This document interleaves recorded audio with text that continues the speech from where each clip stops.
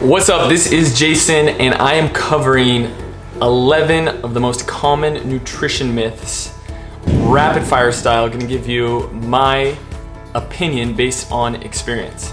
So first off, understand that media, one of the best things that they are good at is scaring people away from perfectly healthy foods.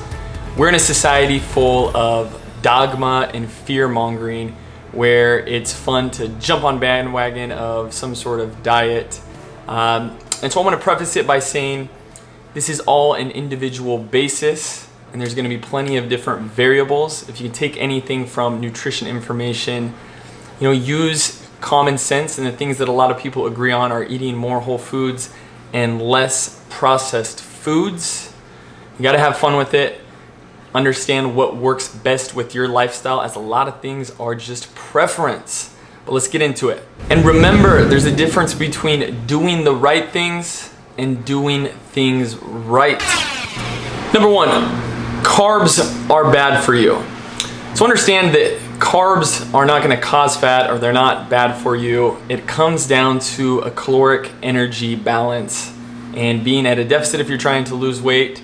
Now understand that some carbohydrates, not all are created equal, are going to maybe spike your blood sugar and can affect energy and blood sugar and hormone issues, but they're not inherently bad if you're eating a balanced variety.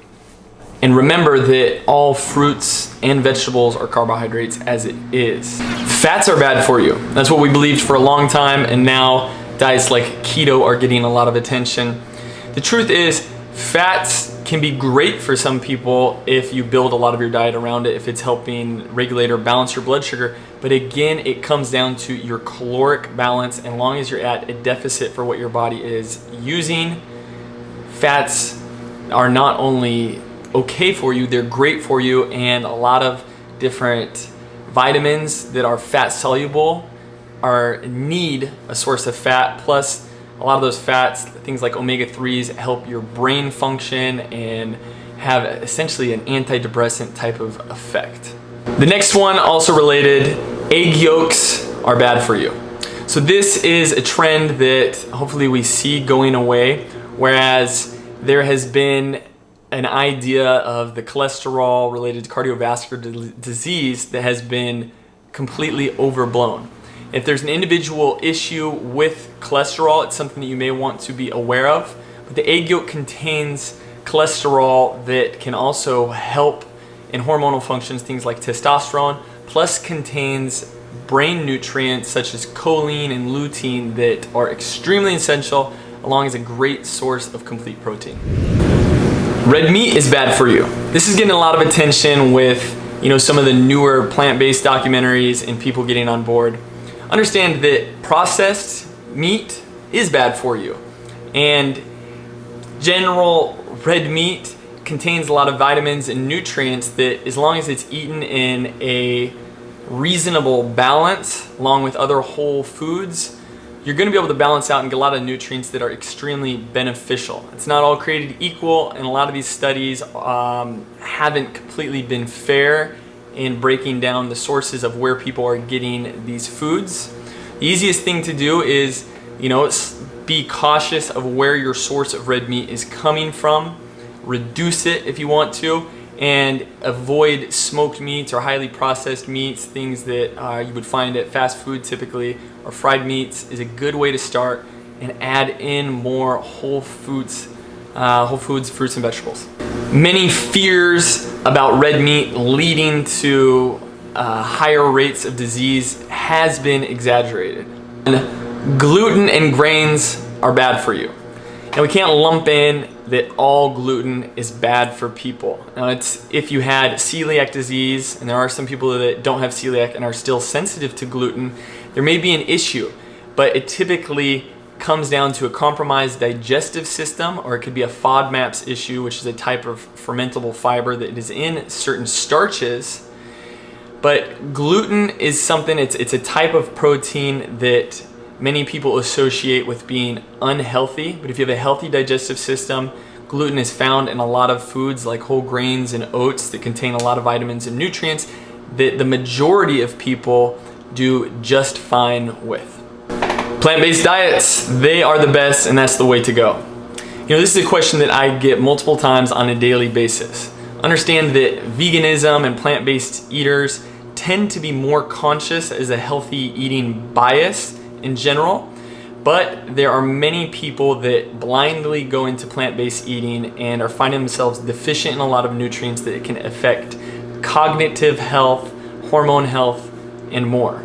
So understand that people often confuse this with clean eating, and clean eating can be a variety of different meanings, and you have to understand that the idea of eating more whole foods, plants, and vegetables is a good thing, but eating things just because it's plant-based and avoiding foods is something that isn't always the best answer for everybody. Some people are going to thrive and do a little bit better, but again, this comes down to an individual preference based on values and more. Eat less and move more. This is something common that we all hear. As a trainer and somebody that works with a lot of active individuals, this can be taken out of context. If someone is active, we'll just use a male for example, 180 pounds or more, to go under 2,000 calories consistently is a stress on the body if you're asking it to be very active. And if you continue to just do more exercise and eat less, you are not going to provide yourself with much wiggle room to make any sort of adjustments. Plus, that can affect your hormones and more.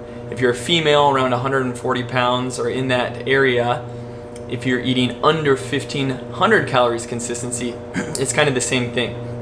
And for an example, you know, if you get down to eating 1,400 or 1,300 calories and you continue to do more activity, it can be frustrating if you're not losing weight.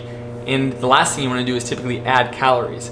But often you've put your body in a form of stress, and so we need to build the metabolism up, making muscle more of a priority and not overworking the body to build up more consistency with your metabolism. Again, this is a loaded idea that has a lot of context that comes to it, like many of these myths and ideas. I need to eat 5 to 6 or 7 meals per day to boost my metabolism. You've probably heard this before, and the idea kind of sounds like a locomotive that you're throwing more fuel in it and it will continue to burn and go faster. This is not always the case, whereas when you eat, there's a thermic effect, whereas the body is getting warmer to break down these calories that it requires to digest the food. It also exposes people to more food interactions that can affect blood sugar and create a roller coaster type of effect. And in the world where we're at right now, where there's so much junk food and hyper, palatable, sensitive types of foods out there, this exposes people to a lot more challenges and can be a lot harder to maintain for the long term. Plus, it's just not realistic with a lot of busy people. Many people can get by just fine by eating 2 or 3 solid meals, and then based on your lifestyle goals and preferences, that can vary. To lose fat, don't eat before bed. There are many people that give themselves a sort of curfew before they eat because they don't want to fear that food turning into fat because you're going to bed. The easiest thing to say here is remember, it comes down to what you're doing in a 24-hour basis, and the truth could be if you ate food that's hard to digest, like a heavy meat meal or something that is challenging on the digestive system, it could affect your sleep in the sense that maybe you're going to have more heat in your body to break down, or you could have just a digestive discomfort. But if your body needs the food or the energy because you've been at a deficit, it's going to do just fine. So often this comes down to preference. Many people do better if they can stop eating 2 hours before bed.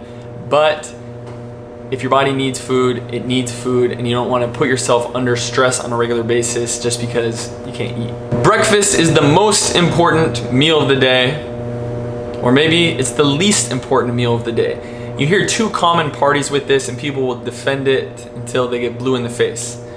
Now, as far as breakfast being the most important of the day, the thing to take into mind there is what you break your fast, depending on whatever time that was from the last meal you ate, can somewhat set the standards for what your energy and blood sugar is going to be expecting through the rest of the day, and that can set you up on a cycle to continue to crave carbohydrates or sugar if you eat a food that is high in sugar for your first meal.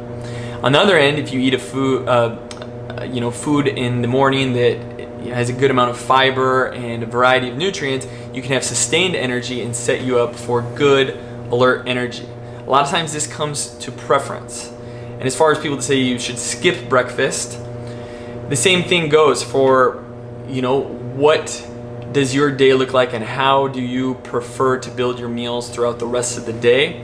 Often a lot of breakfast foods are a lot higher in sugars and processed foods, just because our society's built around these treats and these things like pancakes and cereal that taste good.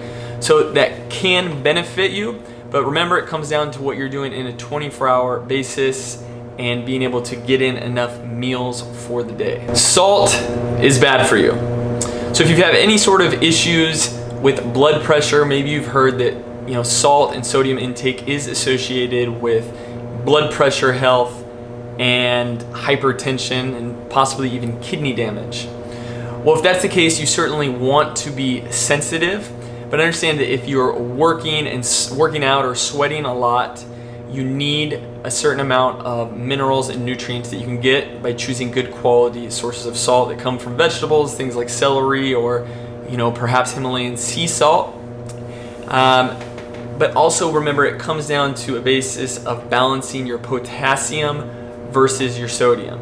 So it really comes down to a balance. If you're getting a ton of potassium, you need to balance that. And most people will benefit more from just simply managing the amount of processed foods and packaged foods that are typically higher in salt and sodium as a preservative. By simply eliminating these foods and eating more whole foods and salting your food yourself, you'll be just fine. So hope all that was helpful, or at least slightly entertaining. Remember, almost all of these ideas come down to preference, and don't let people scare you away. Use a level of common sense. A lot of these leaders, nutritionists, doctors, and gurus can agree that we need to eat more whole foods. We need to eat less processed foods. And if you want to design your own little patterns or windows with when you eat and when you don't eat, that will make it easier to sustain. And if you can have fun with the whole process and learn to enjoy it instead of being stressed out and shameful, along with the anxiety that comes along with it, it's also going to make it a lot easier. Hope this was helpful. Thank you for watching.